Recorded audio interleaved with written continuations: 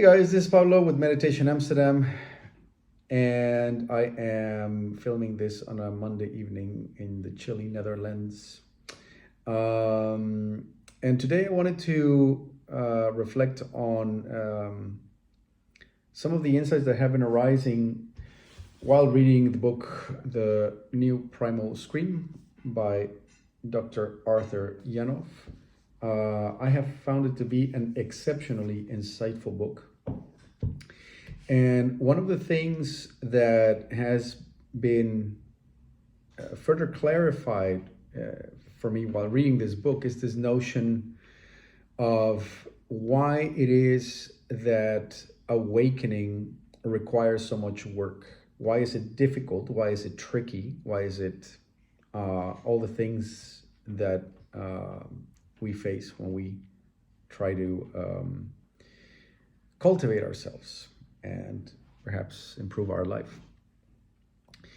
So one of the things that has become really clear is that the mind's survival instinct is almost a guard dog that does its job by blocking off certain psychosomatic parts of you. It does so when feeling those affects as an infant is not only psychologically dangerous, but physiologically dangerous for the child. When a very young infant is feeling lack of love and care, it has no way to complain about it other than to cry. Maybe even that is being punished. So there's a lot of internalization of negativity. It can't be expressed properly or properly channeled. Now, if that internalization is about things that are intense enough, then the system starts to express this in physiological ways. The heart rate starts to go up, body temperature starts to go up, hormones that are toxic to the system in the long run start to go up. And this is an untenable way to live. It endangers the life of the infant. So what our system does is it blocks the pain away from view. It locks it away from consciousness. And it swallows the key. Yeah. So the mechanisms that the mind uses for the repression of our pain are stealthy and aggressive in nature. Stealthy in the sense that they hide the pain that we have. Therefore, we're not even aware that we're in pain. Pain is hidden. It has become somatized. It only comes up in certain circumstances. And if we ever get close to finding out that the pain is there, such as instances when we receive an insult from our environment or a perceived insult from our environment, instances in which we feel very tired and our psychological or psychosomatic defenses are running low. In those moments, the pain becomes finally apparent. And it usually scares the hell out of us, and we definitely don't want to feel that, right? So this is obviously one of the reasons why people don't like to sit and meditate, because things start hitting you in the face, things that you didn't know were there. Painful affects, overthinking, and so on. And so this reinforces something that Gurdjieff talks about in his writings or in his sayings, which is this notion that it's impossible to convince people to establish a meditation practice when they're doing fine, between quotes, fine, because they are truly convinced and that there's no problem with them. And it's part of your mind's job. It's the protective part of your mind's job to make you believe that, actually, to hide the pain. So that's the stealthy part. The aggressive part comes when, as that pain comes up due to circumstance or when you start to meditate, it protects itself, and it has an arsenal of defenses which are meant to scare the crap out of you. In other words, it is because the system believes that it is fencing off something very dangerous. It labels it with danger signs. It labels it with skulls and biohazard signs and all kinds of scary stuff, right? So from the outside, these painful affects that we visit during meditation appear to be extremely scary. They come in the form of anxiety, guilt, shame,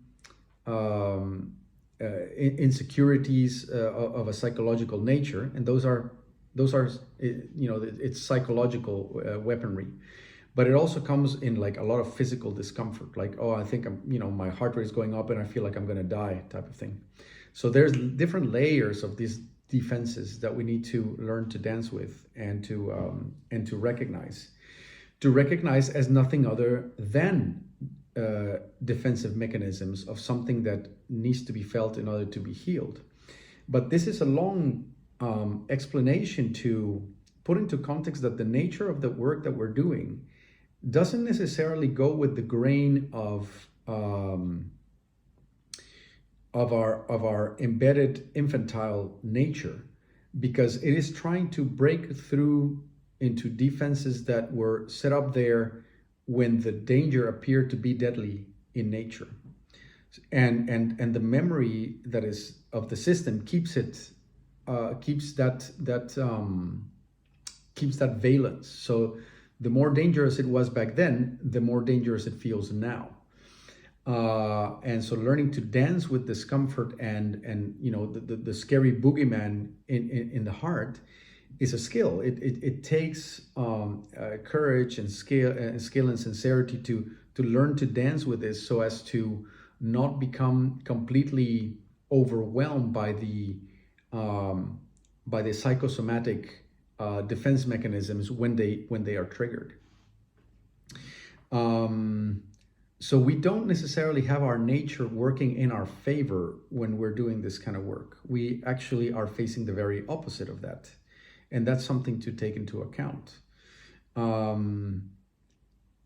The other thing that's interesting in this type of work is that, of course, to the thinking mind, which is part of the protective mechanism, things that are scary are only seen as negative and to be avoided.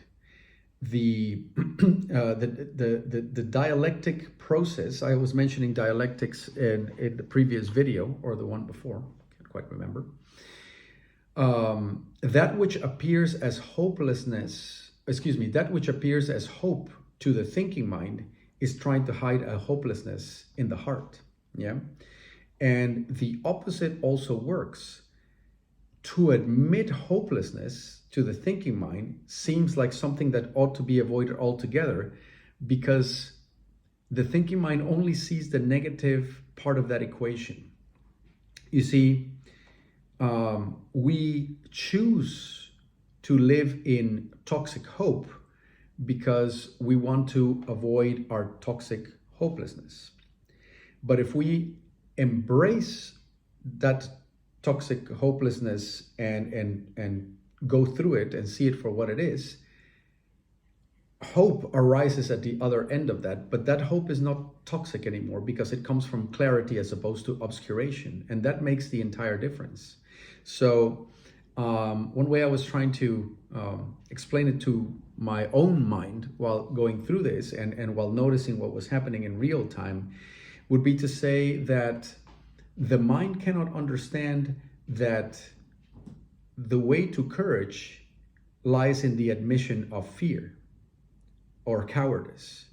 You see, that the way to that sincerity is not the avoidance of lies, but is the admission of lying. So within the lie sits sincerity once admitted for what it is. The lie clarified, or the lie brought to the light, delivers sincerity. Cowardice brought to the light delivers courage. Fault brought to the light delivers perfection. And the mind cannot understand that. And it is, I think, a bit of a shame that dialectics have been turned into some sort of like philosophical exercise of like, oh, you use dialectics to see both sides of the equation. Like, I can argue both sides of a case. But that's like the mental sort of logical layer of dialectics. That's not very interesting. To me, dialectics really start to play a role when you come to realize that the essence of what you're looking for sits in the clarification of the opposite that you've been battling. You see, it's once again back to the symbol of yin and yang.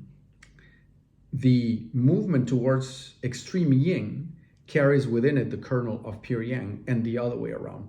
So we use this we use this understanding to explain to our thinking mind why it needs to be put through discomfort, why we need to enter that which we've been trying to avoid, because within it lies the non-toxic kernel of the very perfection and peace and love that we're trying to find.